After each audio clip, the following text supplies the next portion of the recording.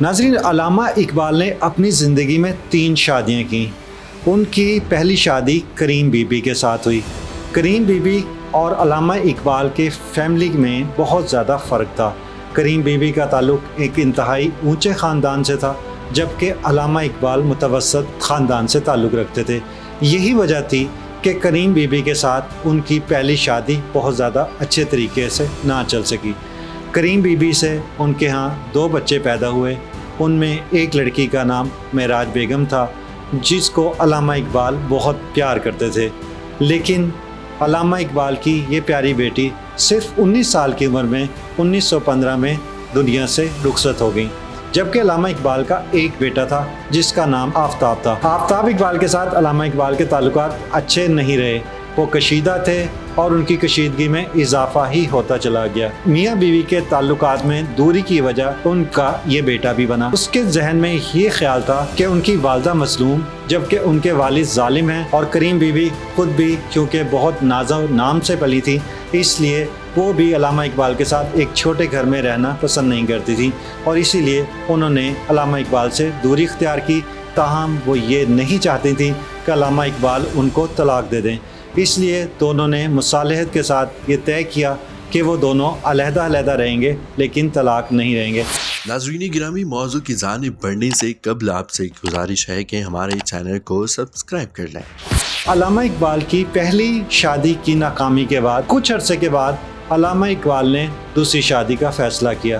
وہ ہی چاہتے تھے کہ اس کی آنے والی بیوی ان کی والدہ کی خدمت کر سکے، کیونکہ علامہ اقبال کی والدہ اس وقت حیات تھیں۔ اس لیے انہوں نے اپنی دوسری شادی مختار بیگم سے کرنے کا فیصلہ کیا۔ مختار بیگم سے شادی کا سلسلہ بھی چلا ہی تھا کہ ایک مرتبہ پھر دشمنان علامہ اقبال کے سامنے آ گئے۔ انہوں نے مشکوک خط لکھنے شروع کیے، جس کی وجہ سے علامہ اقبال کے دل میں شک کا بیج ایک پودا بننے لگا۔ اب علامہ اقبال نے سوچا کہ میں مختار بیگم سے شادی نہیں کروں گا۔ وقت گزرتا گیا، حتیٰ کہ 3 سال گزر گئے اور ان کی درمیان رخصتی نہ ہو سکی۔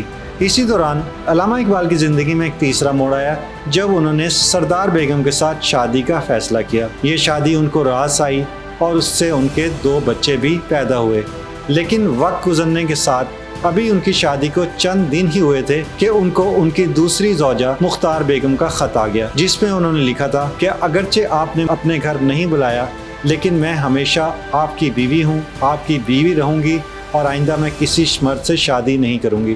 اس بات نے علامہ اقبال کو بہت زیادہ دکھی کر دیا۔ اب ان کو احساس ہوا کہ میں نے جس خاتون پر شک کیا تھا وہ حقیقت میں ایسی نہیں تھی۔ اس بات کا تذکرہ انہوں نے اپنی تیسری بیوی سردار بیگم سے کیا۔ تیسری بیوی ایک بہت اونچے ظرف والی خاتون تھی۔ انہوں نے اس کا بہت اچھا حل نکالا۔ وہ یہ نہیں چاہتی تھی کہ ساری زندگی ضمیر کا یہ بوجھ لے کر علامہ اقبال کی تیسری بیوی بن کر رہیں، اس لیے انہوں نے علامہ اقبال کو مشورہ دیا کہ آپ اپنی دوسری بیگم کو بھی اپنے ساتھ رکھیں اور اسی گھر میں لے آئیں جہاں آپ مجھے بیاہ کر رہے ہیں۔ علامہ اقبال نے ان کی رائے کا احترام کیا اور یوں دونوں بیویاں ایک ہی گھر میں رہنے لگی۔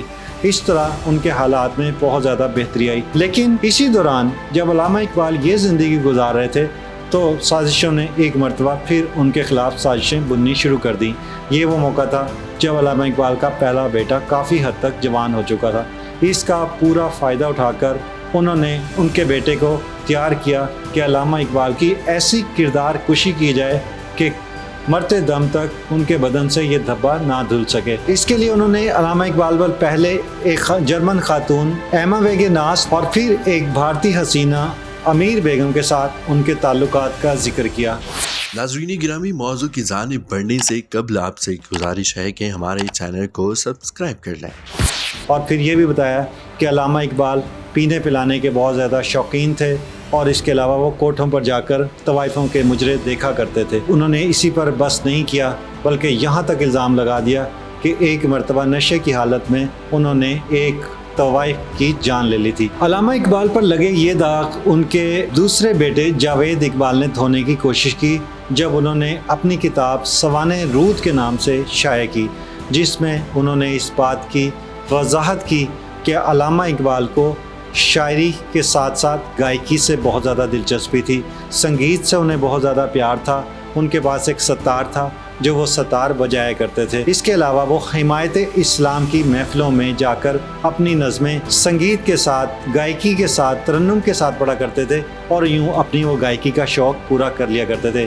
گویا جاوید اقبال نے کھل کر اپنے والد کی اچھی اور بری عادات کے بارے میں بتایا، تاہم ان کی کتاب میں کہیں ہمیں ان کے شراب نوشی یا ان کے کوٹھوں پر جانے یا ان کے طوائفوں کے ساتھ ملاقاتوں کا تذکرہ نہیں ملتا۔